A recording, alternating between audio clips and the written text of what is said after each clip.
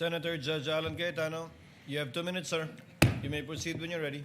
Mr. Presiding Officer, dear colleagues, susundan ko lang po yung kay Senator Risa, Senator Judge Risa at Senator Judge JV at yung ibang nagtanong sa admission against interest. You stated this already, but just for the record, you viewed the whole video, right? The whole 2-hour video. The November 23, Yes. Sir. Yes. Yeah, that's isang beses, sir. Isang beses lang. Yes, sir. Okay. And how many times there has the Vice President made admissions against her interest? No, sir, ang tinutukoy ko po ang admissions against interest doon sa November 26, sir.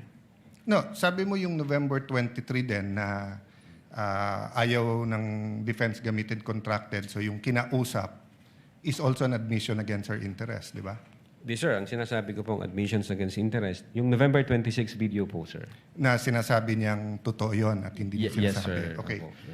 So, doon sa November 23, may nakita ka doon na admissions against interest? Insofar as I'm concerned, na nireiterate niya. Hindi, not reiterate. Siguro, para malinaw, in your mind, or as a lawyer or as an NBI agent, what is an admission against interest? Yun nga po, yung ini-explain ko po kanina. Ito po yung isang bagay na ginawa ng isang tao na... Hindi ginawa, sinabi. Sinabi Kasi ng, it's admission eh. Apo, sinabi ng isang tao na ikakasira niya, but then, instead of denying na sinabi niya yon, inadmit pa niya ito, ni-reiterate Okay, niya. very clear yon. And you and Agent John Mark Kalilong said that the basis of the investigation was the November 23 video, the basis sa inyong affidavit of investigation sa nag-file ng kaso is certain portions of the November 23 video. As well as So, the November, as well as the As well October as 18, other sir. evidence. Okay. Opo. Sa November 23, ilan ang admission niya against interest?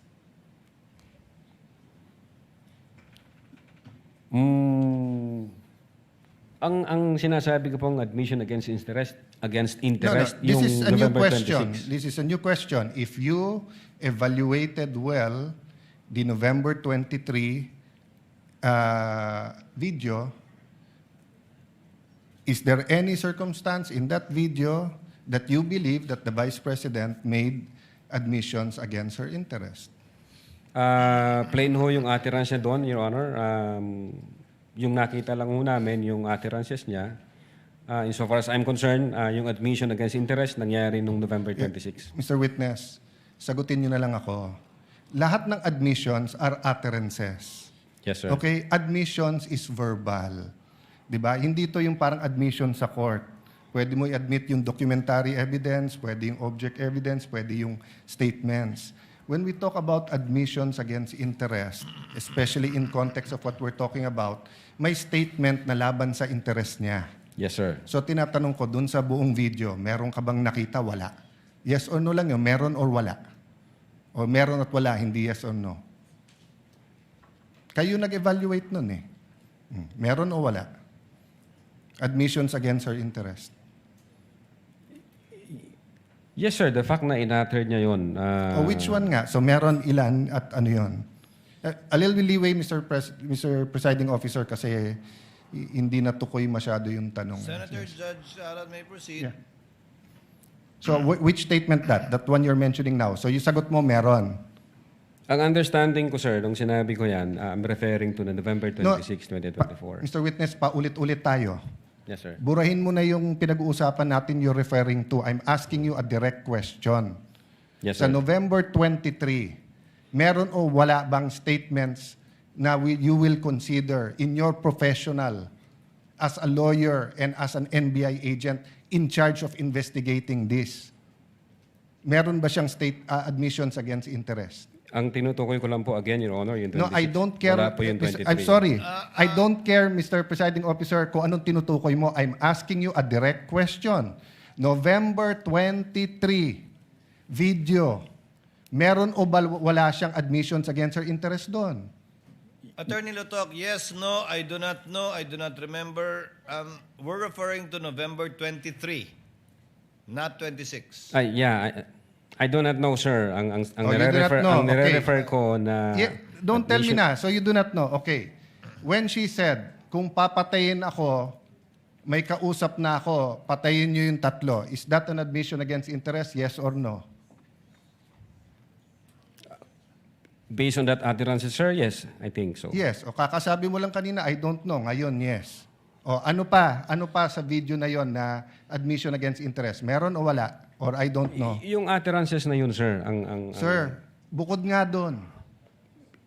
to me, sir, yung utterances na yun, that's admission against Sir, interest. klaro na yon. Tinanong ka na ng presiding officer, sagot mo, I don't know. Tinanong kita ng diretso na sa video, biglang you know, biglang sasabihin mo na yun utterance na yon. So ang tanong ko na ngayon, bukod doon, aside from that, Sir, ulitin ko po yung sagot ko.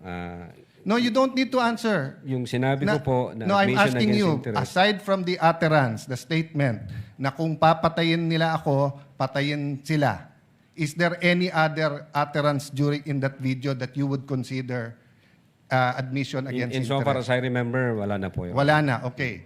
When the Vice President said, yung pinamigay sa DepEd, isn't that an admission against her interest kung may pinamigay?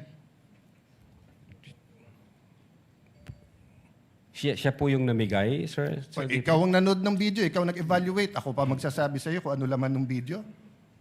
Akala ko ba, tinignan nyo ng mabuti yung video? Bakit hindi mo alam yung laman ng video?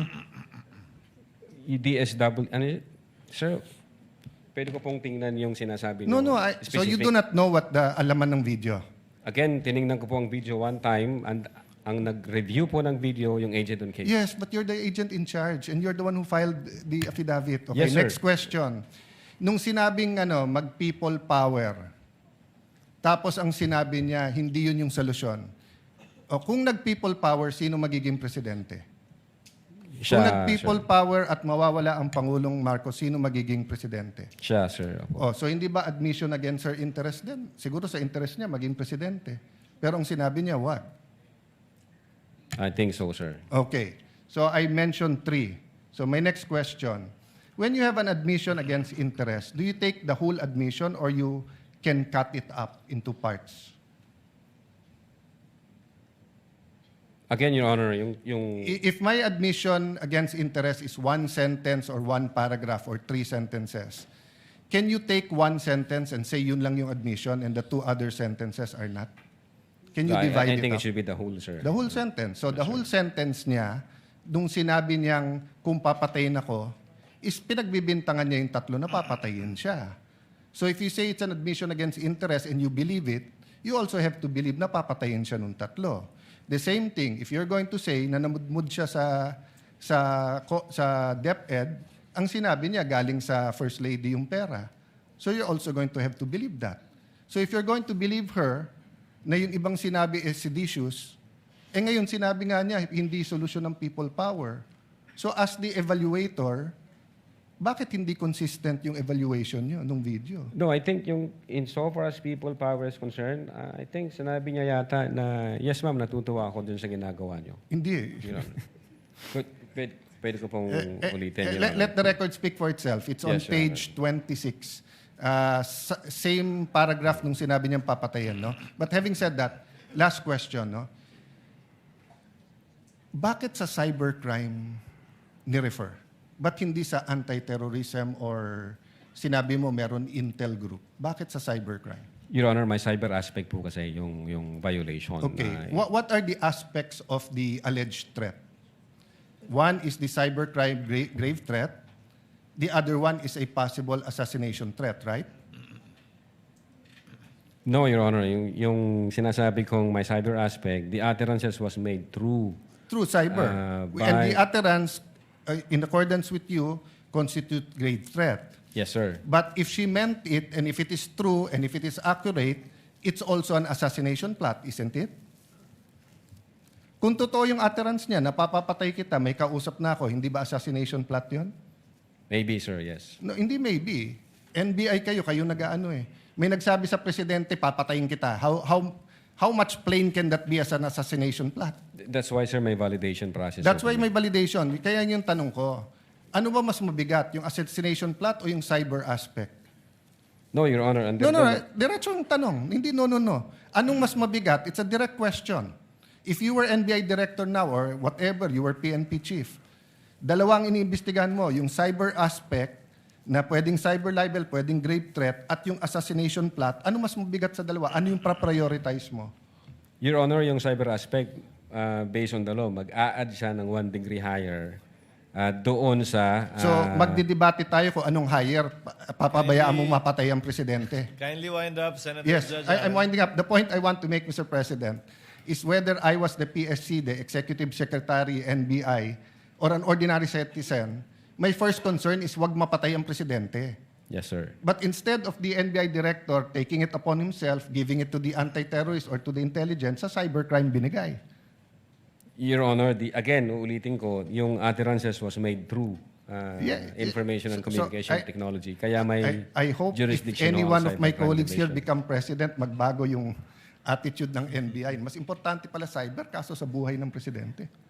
Not necessarily, Your Thank you, Honor. Mr. President.